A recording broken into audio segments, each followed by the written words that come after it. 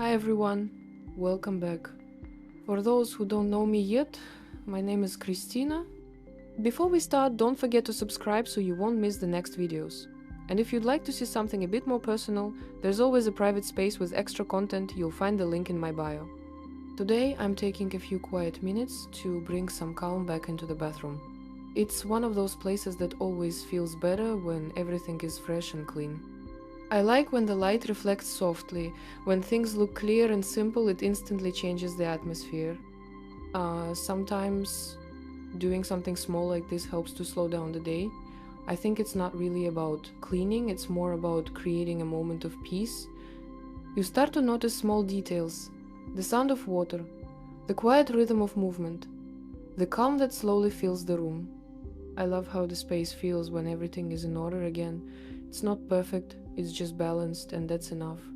A little care always brings clarity, both to the home and to the mind.